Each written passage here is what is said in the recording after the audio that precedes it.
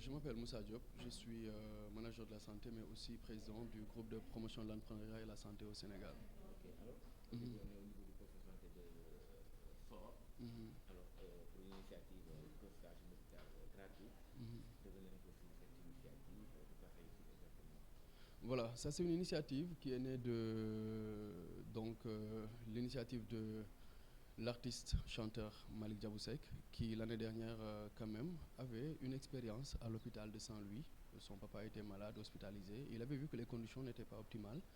Et voilà, il s'était décidé, après l'hospitalisation de son papa, de s'organiser à collecter des dons, surtout des dons en termes de détergents, mais aussi de climatisation pour les salles au niveau de l'hôpital.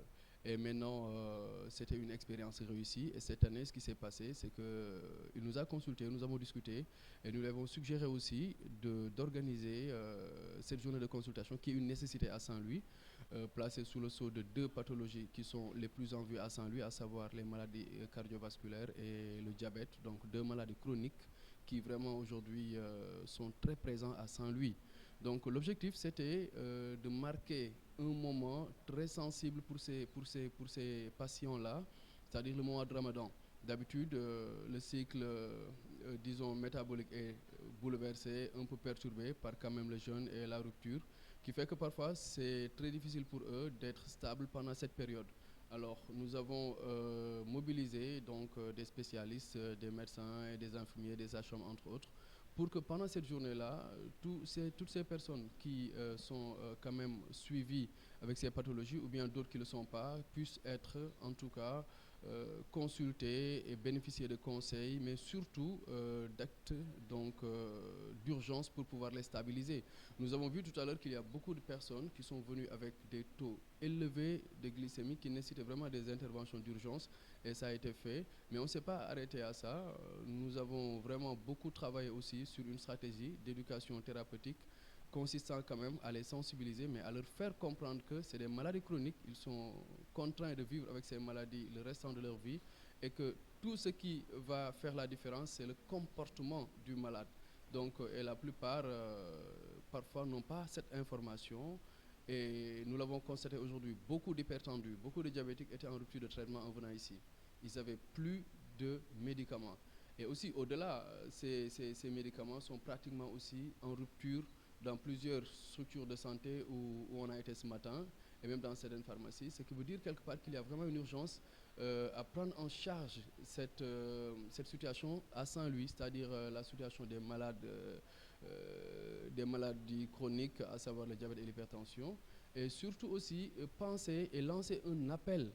Cette année, vraiment, nous voulons marquer cela, que Saint-Louis mérite aujourd'hui qu'on érige un centre de prise en charge du diabète spécialisé pour prendre en charge les cas que nous avons. Nous avons le plus de cas au niveau national et nous n'avons même pas de centre spécialisé. Cela pose énormément de problèmes. L'hôpital est débordé, donc les services de soins de l'hôpital sont vraiment débordés aujourd'hui. Donc nous lançons un appel pour l'érection de ce centre au niveau de Saint-Louis. Et donc peut-être juste revenir en tout cas sur l'initiative, féliciter donc l'ensemble des parties prenantes, à savoir l'hôpital de Saint-Louis, le district sanitaire de Saint-Louis, mais aussi le poste de santé de Sor et aussi tous les autres partenaires. La mairie va davantage accompagner le poste de santé pour augmenter la capacité.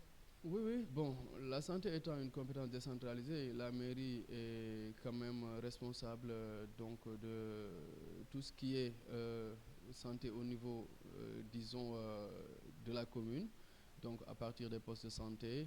Et ce qui se passe, c'est que voilà, il y a aujourd'hui une tradition qui est là, les postes de santé sont accompagnés à travers des fonds de dotation, mais c'est très insuffisant par rapport à ce qui est attendu, par rapport à la couverture des postes. Aujourd'hui, on est au niveau du poste santé de Sor qui a une large couverture, une grande couverture, mais qui ne reçoit pas suffisamment de dotation. Si les gens vous disent parfois que c'est 1 million de médicaments par année, mais attends, 1 million de médicaments, ça vous le donnez à un poste de santé. Ça ne peut rien prendre en charge dans son fonctionnement. Et il faut comprendre que les postes de santé sont les seules structures qui presque s'autofinancent. Vous venez ici, en dehors de 2 ou 3 agents, tout le reste est pris en charge directement par le poste de santé. Donc, il leur faut des revenus, il leur faut vraiment des moyens pour quand même rouler. Et ce qu'il faut comprendre, c'est que c'est le premier niveau aujourd'hui de prise en charge de toutes les pathologies. Donc, c'est le niveau opérationnel le plus accessible.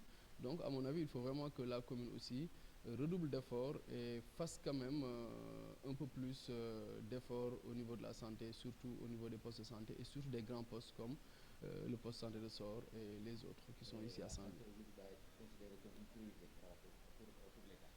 C'est une super priorité. On ne peut pas parler de développement si la population est malade. Venez à Saint-Louis, regardez aujourd'hui le nombre de personnes qui sont atteintes de diabète, d'hypertension, mais c'est des personnes qui vont avoir forcément des baisses de performance en entreprise.